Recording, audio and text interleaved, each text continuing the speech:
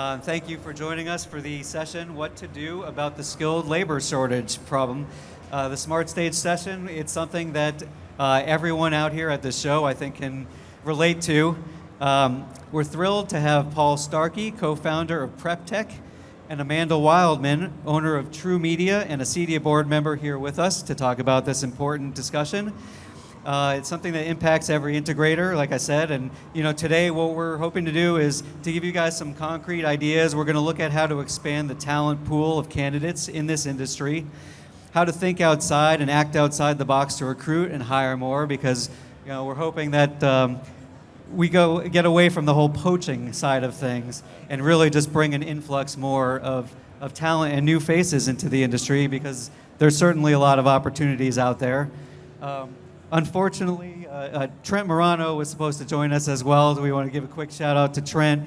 He's back in Florida, weathering out the storm, so hopefully he's doing all right there. But again, thanks for joining us. So we're going to start off first. Paul, tell us a little bit about your background and about how PrepTech came to be. We know certainly you're an industry icon, but give us a little bit of background. Well, I'll be celebrating 30 years in the industry next year. So been on the manufacturing side, been on the coaching side, been on the company roll-up side, and what I really enjoy is solving some big problems. And almost since day one I've been in this industry, we've had a problem of really finding high-quality technicians to continuously bring into the business. And obviously we've been successful bringing in some fairly high quality talent because there's great people here on the floor, but I don't think systemically we've solved the problem. And I look at the worker shortage and I kind of smile, because I know that's a global problem, a macro problem, but I think ours is more of a micro problem. And I think it's a problem of really marketing what we have. We have an incredible product to sell. The career that a home tech can start in and have in this business is almost second to none. And I'm not sure we do a great job of selling that, and kind of being an old salesman, that frustrates me. But so the whole idea of PrepTech, which we started last year at CEDIA, was to figure out how could we find unicorns? How can we find those high talent techs that are out there, and how can we attract them to our businesses, and how can we credential them? Because the problem, because we live in I call it a resume robot world. Go try to find a job. It's just a AI farm of resumes, right? So how do you find a real talent? How do you make a personal connection? And then how do you give them the basic skill set to go? We all are critical of our younger generations. I mean, maybe our parents did this too, but we say, oh, they're lazy, they don't want to work, or, la la la la. It's not true. There are very, very talented, very, very motivated people out there. They don't know about us. And what we found, we did a pilot here, started in April, and we graduated our first techs in August, and we're hiring him, hand over fist right now. We'll have 20 techs placed just in this market. But we put together a model that went and used the resume farm, if you will, Indeed and other engines, but we weren't selling a job. We weren't posting a job. We were posting a career. So the applicants that we get are committed to going through 5-6 weeks of training. They're committed to go through testing. So we had 400 applicants here in Dallas, and we had a 96% fallout rate, meaning we vetted them, we eliminated candidates. The scholarships we gave were about 25. We'll have 20 graduates by the end of next month. It's been amazing. I mean, it's been really fun to see motivated, very talented, very smart, young people, and men and women too. We had our first female graduate in of the first 6. I'm going to share a little fact with you. Of the first 10 graduates we had, 2 of them were the valedictorians of their high school class. So I think we're subject to overgeneralizing what's happening. And think of the impact of one technician on our business. One technician means about $60,000 of factory sales. That's my pitch to the manufacturers here. So you can add a technician, we increase the bandwidth of the business by $60,000. So we add 1,000 techs, that's $60 million every year, compounded or added to every year. So, yeah, there's certainly a lot of room to grow. We definitely know that. We want to get more into some of the vetting process that you have at PrepTech, because it's very interesting. Before that, Amanda, let's turn to you and tell us a little bit about True Media, where you're based, what your market's like, and then what your current workforce is like, and sort of before we start getting into where you're finding new people, how you've cultivated your workforce, and where you found people. Certainly. Well, thank you so much. My name is Amanda Wildman, and I co-own a company called True Media in Ada, Michigan. And I'm super excited to be on here today because I love talking workforce and I love talking ideas outside of the box. Because when you mentioned that first thing, Arlen, about getting away from the poaching culture, I am so anti-poaching culture. It's not even funny. I find my best technicians when I can grow them up to be able to live and breathe and understand the culture of our business and our industry. So I really like to do things that are out of the box, a little bit different. And as you mentioned, I'm very involved with CEDIA. I'm on the CEDIA board of directors, but I'm also very proud to be part of the CEDIA Certification Commission. And I think that that's a really big thing for people to know as you're growing your workforce, and we'll talk about this a little bit more. But these next generation of workers want to be invested in. It's not just about getting a paycheck every week. It's about how are you helping me to grow as an individual? How are you helping to teach me? And as we talk about where we find these individuals, when you go to schools, when you go to parents and you say, look, I actually have a learning process where when your student or when your child comes out, they're actually going to earn certifications that are globally recognized, that's extremely important. And for the first time ever, we actually have the ability to now say that we can earn certifications that are good here in Texas. They're going to be good in Michigan, where I'm from. They're also recognized globally. So when you know that you have an education path going forward where you're investing in those employees and they're earning something that can take them anywhere they want to go, that is a huge key for what we've needed for so long within our industry. So I'm super proud to be a part of that, and there are some amazing individuals who've given some awesome time to make that happen. Definitely. And how big is your staff there? Oh, my staff in Michigan, we currently are at 15 individuals, and we have a little bit of a unique story I'll maybe mention is about 2 years ago, we actually added an electrical division to our company. And that has been a really unique experience for us because a lot of people, I think there was an article in CE Pro where they were talking about should you become an electrician, should you not, right. Or there was an article. And how did you staff that division? And so that's a great question. So staffing that division, first, the difficult thing in my area at least is you either had to be a master electrician, buy a company that already had a master electrician, or hire a master electrician.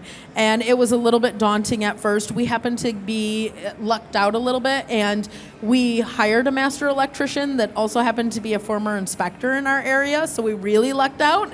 So we kind of get pre-inspections before inspections. Which is super nice. But part of that deal working with him was that within 6 months we had to hire on a journeyman electrician. So we hired on 2 journeyman electricians. They each have an apprentice, and actually 3/4 of my staff currently right now are actually going through the electrical apprentice program.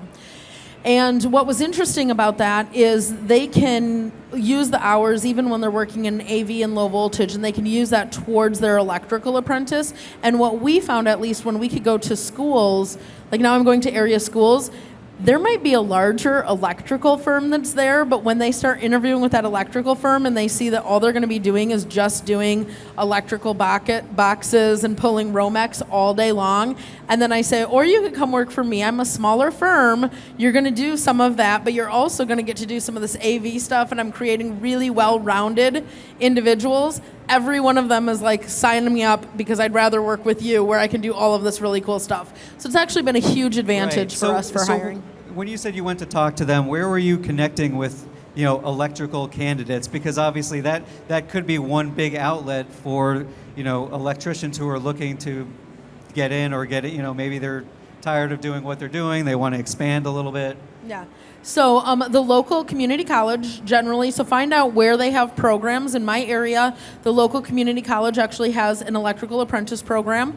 Also, there's some online at the larger colleges and universities. So I called up all of the directors for that, and I said, look, this is what it is that I'm doing. Do you have any students that might be interested? Do you have a career day or a job fair day that I could come in? And what I'm actually finding, and I told you I like to be out of the box.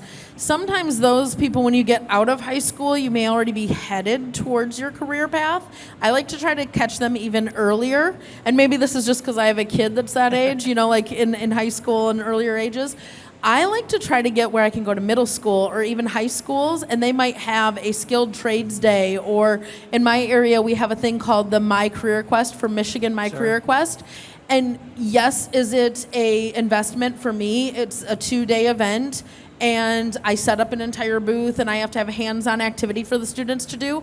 But in that 2 days, they actually, in my community and area, they do a convention hall, maybe not quite as big as this, but they actually bus in over 2,500 students that are interested in skilled trades careers, and literally they just come in and they talk to us. They do a hands-on activity. So working with your local, in my area, it's called Michigan Works. It's all about helping people find careers, see what they're doing as far as career days. Sure. And then one other, a little bit earlier, getting even before high school, I don't know how many of you know this, but March, for example, I'm also a technician with my company, so I'm out in the field, so I'm all rah-rah for female technicians,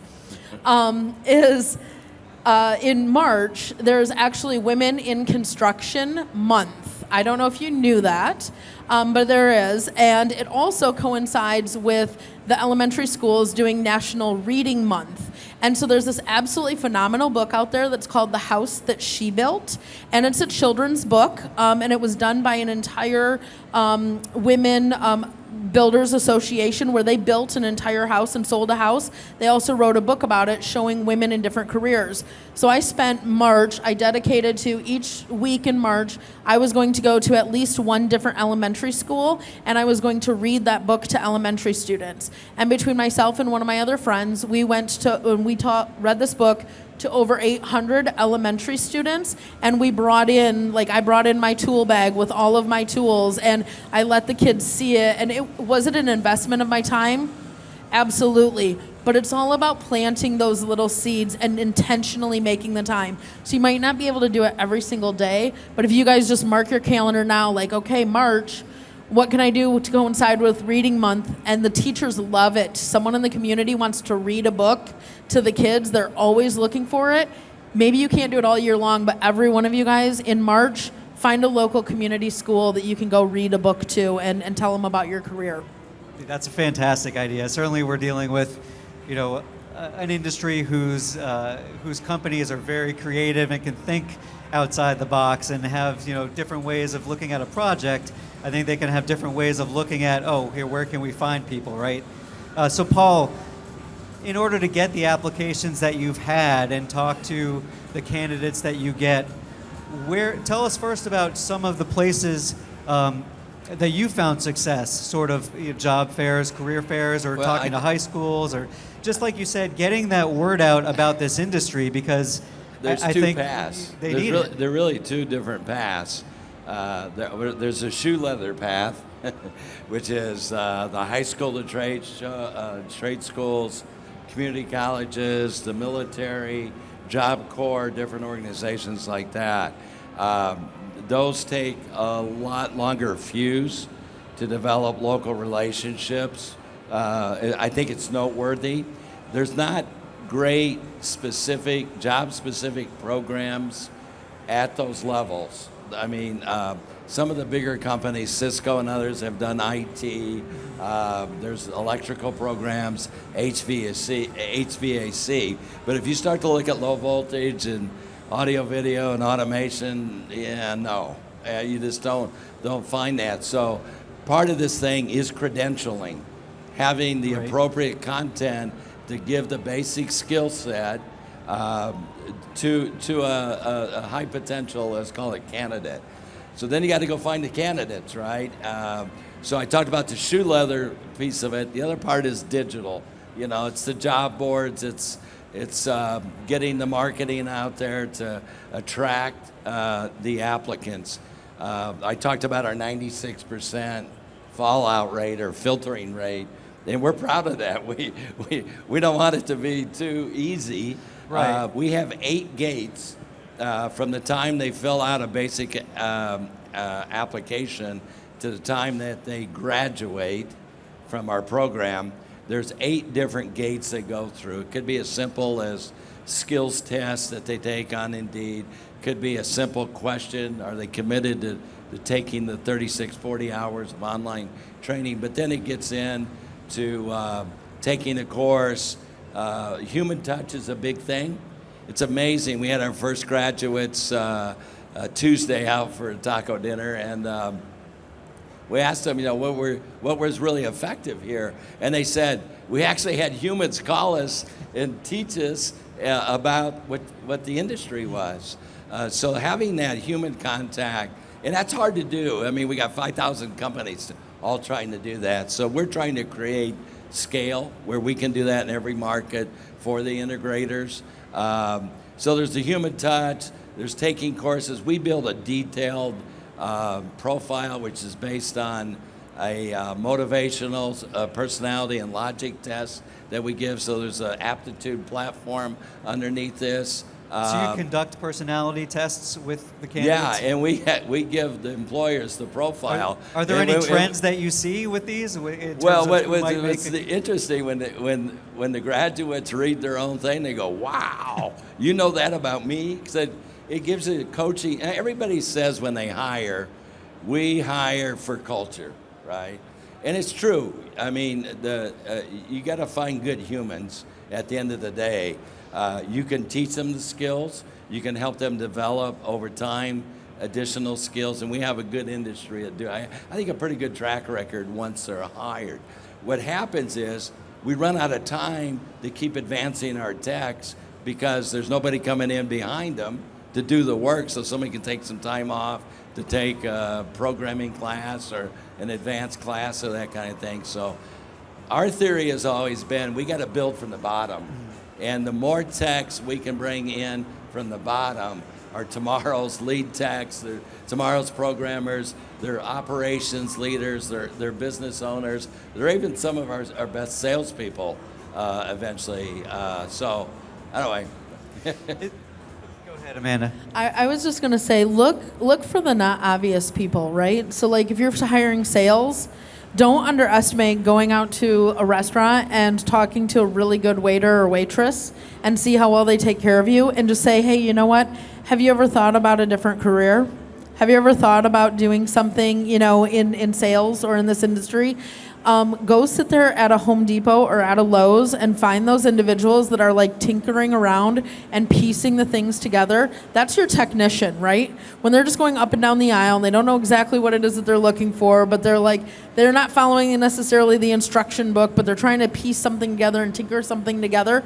Those are some of the people that you're looking for too. So be open to the fact that it might not be in a trade school, it might not be directly off a resume, they might not be coming directly to you, but who do you run into on a daily basis that could potentially fit a role? And who can you talk to about it on a daily basis? Like, do any of you have kids at school or, anything like that? When you go to your kid's school to drop them off or a friend's school, say, hey, you know what? I'd love to meet your guidance counselor. I'd love to tell them about this career that I have. I'd love to take your students out for a job shadow day. We do parade of homes in our area, and I have gone to schools before and I said, hey, you know what? If I can get someone to help sponsor busing to bring a group of students to go walk through this house, would you consider bringing some students? And we've done that day, and I will have the builder there, I'll have the designer there, I'll even bring the architect and myself, and we will walk these students through this parade home, and we're going to tell them all the different career possibilities and options and partner with other people, because they might be a fit for you, and they might not be a fit for somebody else, or they might not be a fit for that other person that they did an internship at, but they really like what it is that you're doing in your career. So take the blinders off and don't just think, oh, I got to look for all the resumes that say I want to be a technician on it, because they might not know what they don't know or what they're interested in exactly yet. Yeah, I would think talking to local high schools, local guidance counselors, getting that message there. Paul, I think you guys talked about that on the podcast with CE Pro about Prep Tech, is because a guidance counselor, someone like that, they'll know about all these other industries and potential career paths for people, but not necessarily AV, right? They're going to think electrician or IT when they think, people think tech, they automatically think IT. At least I know certainly in my area they do, but I remember when I was a kid, there was the AV club, and I imagine high schools still have things like that where they could get groups of kids involved in learning about some of the nitty gritty. I would think that those are some good discussions that you could have. Absolutely, and just go in there and introduce and let them know what you're looking for, because most of those guidance counselors, most of those teachers, they've been with those kids for years. So if you're looking for particular personality traits or things like that, they already know. They know who's going to be the kid that's going to show up on time. It's kind of the same thing in the classroom. They know the kid that can follow directions. It's kind of the same thing in the classroom. So partner really with them and get to know them in the area and in the community. Paul, in terms of, you said you launched in Dallas, and then what's the process then? You said you have your graduates. What's the matching process to integrators? And then you said you already have a lot of other territories planned out for this. Well, what we started yesterday is actually opening up to other markets, because what we did want to do, what we had, for our sake of the business model, we had to learn a lot of things. We had to learn cost of acquisition. We really underpriced our services. So for somebody to get involved with this, they pay $1,000 for 1 year to have access to every local graduate that comes through. They get this detailed profile I was telling you about. So that's just the ante, if you will. And if they hire, because if you go hire, I'll address the problem in the room. The obviously elephant is, well, I use headhunters, and I have had bad experiences. Well, you should. It's defined as a bad experience, because you're going to go poach somebody else's player. It's either it's a bad person in a good place, or it's a good person in a bad place. But you're going to get somebody. And they come with their habits, their bad habits. Well, you get their bad habits, but you also get the guy that's a job jumper who for $2 is going to move somewhere else. So you pick up all those things, right? So we don't do that. So we try to get fresh people, get them excited about our industry, and then do the right. So we're rolling out. It's $1,000 for any new market. We'll come into your market for $1,000. This is all funded by 2 partners. So we come in, we find the people. We'll usually generate 50 to 100 applicants. That's going to mean 2 to 5 graduates. You pay $2,000 if you hire them. If you hire a headhunter, you're going to pay 15 to 25% of the first year salary, which is $8,000, $10,000, $12,000.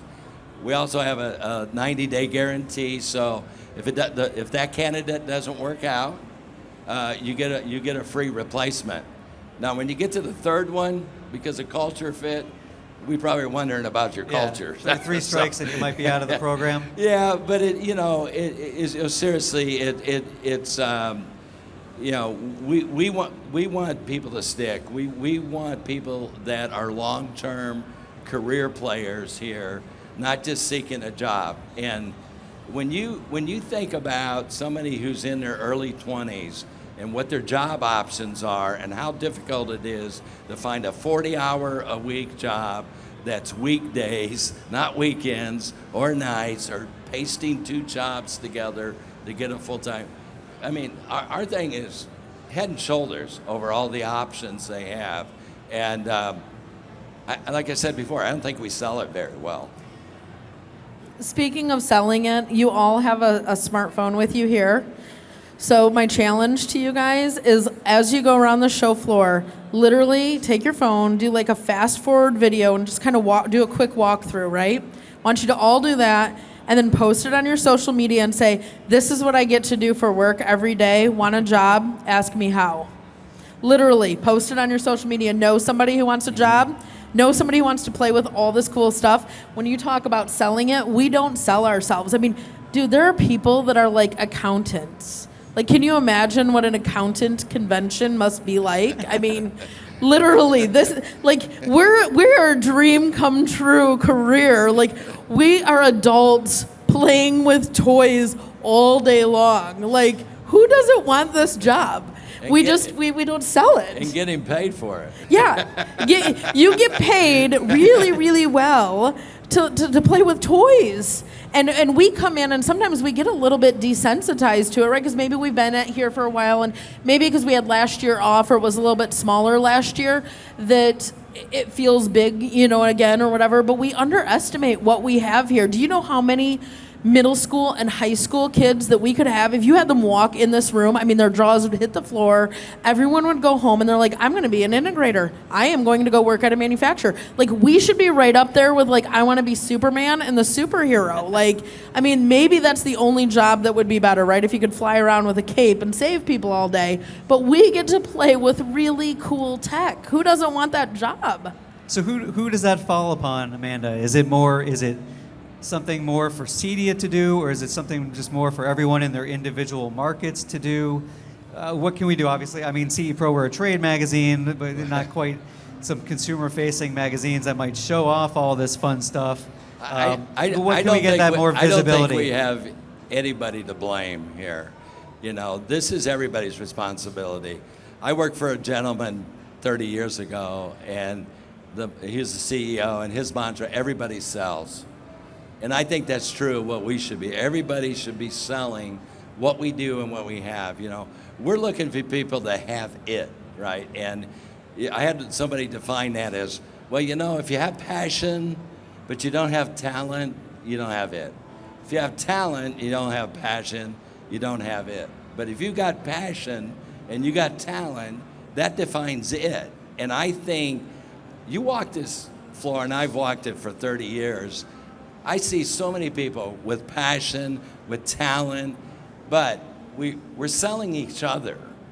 We need to sell the world out there. Besides clients, I mean, we do a pretty good job of selling clients, but we need to sell our neighbors. We need to sell everybody that we encounter just how much fun and how much innovation. I mean, you contrast this technology floor with what it was in 1993 when I went to my first CEDIA. I mean, we were still seeing CPROMs in booths. We were running DOS or something, right? So, I mean, everything's relative, everything changes. This is a fun place to be. And the opportunities are great, the people are great, and we shouldn't forget that. I mean, I think the mantra that everybody sells is on us. And I was going to say, call out the tech when you see it. Like, let people know that, like, that encompasses your career.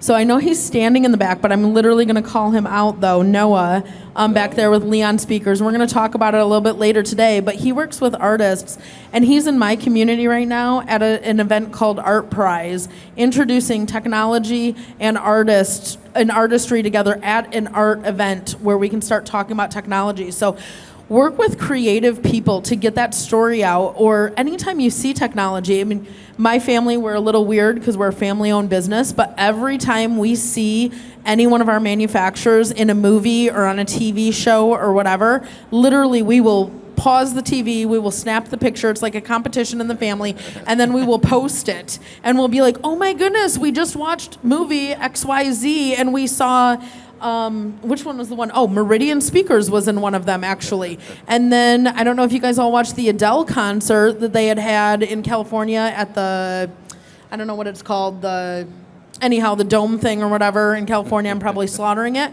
But they had acoustic speakers there, so you bet your butt. Like, I snapped a picture of it, and I'm like, check this out. You all are watching Adele right now because it was the biggest concert. And guess what? Those were acoustic speakers in there. And guess what? That's part of my industry. How cool is that? You want to learn more? You know somebody who wants to learn more? And you do those kind of things, and it's literally just planting those little creative seeds. And it's crazy. You'll get moms, and they're like, dude, my kid, he loves tinkering and putting stuff together, and he's loves climbing and loves doing all this stuff. And I'm like, dude, he's on my pre-wire crew. Let's go. Bring him along, And don't be scared to think outside of the box, How much presence, I see, you're on social media, your company's on social media. How much of an impact can that make these days? Is it something that integrators underestimate, even things that we might look to and say oh, TikTok really, or Instagram, but those are things that people use, especially young people. So is that some kind of outlet that they can kind Absolutely. of You got to go where they are, right? And every single teenager is on TikTok. So you're probably not going to get a new entry tech or whatever by posting something on Facebook. Their mom will call you from Facebook, right? But on TikTok, like I said, if you go around quick, do a little video. My daughter is sitting right back over there, and she will probably grab any one of you if you want to participate in some of her CEDIA TikTok challenges that she's been doing. She has been stopping everybody and recording these fun little videos that we will be posting to our TikTok and showing people about careers and just thinking outside of the box. If you don't know how to do it, find a kid, grab a kid, give them even a summer internship. Let them come hang out with you. Oh, we have a question. Yeah. Go ahead.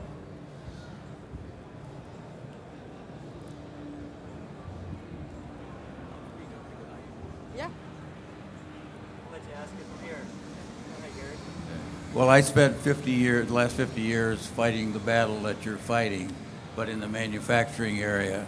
And there is a Skills USA. I don't know if you're aware of that. That's an excellent program. You need to support what is now the new STEAM. That's the science technology programs that they're putting into schools.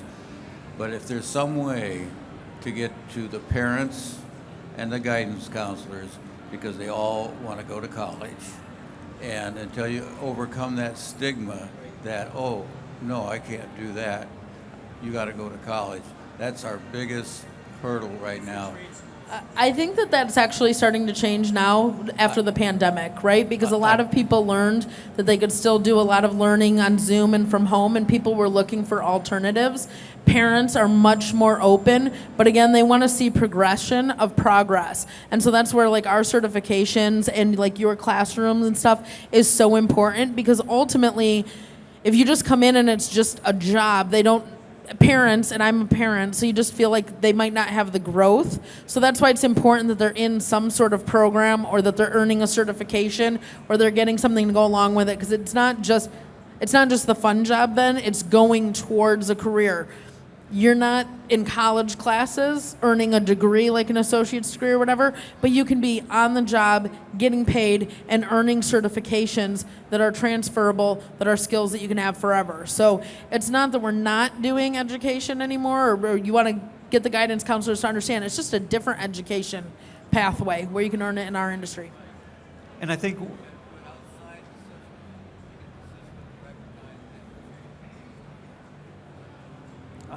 sorry, I don't know. I couldn't hear that, but we kind of need to wrap up anyway. Sure. But before that, I just wanted to ask you, each one of you, just for one key takeaway, just to leave everyone with, and thank everyone for coming out today. But if there's just one key takeaway that you can leave them with in terms of, either look for certain personality types that work better than others, avoid certain red flags. What are some of the things that you could say to that, Paul? Wow.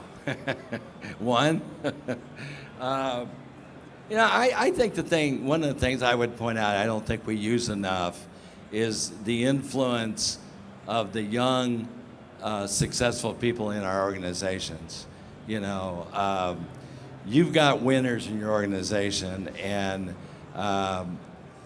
they need to be able to tell their friends. They need to be encouraged to speak out and share their successes with others. You know, I think it's, you know, some of us that, you know, were around well before social networking happened, you know, just do it the old-fashioned way. We just tell our friends and we talk about it and we talk it up. And I still think, you know, that your friends know who would work well in those companies. And I'll guarantee you, if we place 1,000 techs in the next year, those 1,000 techs are going to tell 2 to 3, 4 of their friends, and this thing will start to snowball. So that would be my dream and my vision. Absolutely. Amanda, one last word to I send would us just off? say plant the seeds. Plant the seeds every single day. Literally, every week you have 52 weeks out of a year. Whether you're hiring right now or whether you're not hiring right now, always plant a seed. Who are you going to tell? What's one person you're going to tell this week? What's one school that you're going to go visit to talk to a guidance counselor? What's one little post that you can put on a social media platform? Who's one person that you can tell? And if you did just to plant a little seed, you're going to have 52 seeds. If you do one a week by the end of the year, something is going to start to grow. You know, and you just have to constantly be putting that into that funnel. Very good. Well, with that, thank you, Amanda. Thank you, Paul. Let's give them a big round of applause. Thank you. And thanks, everyone, for being here. And enjoy the rest of your show.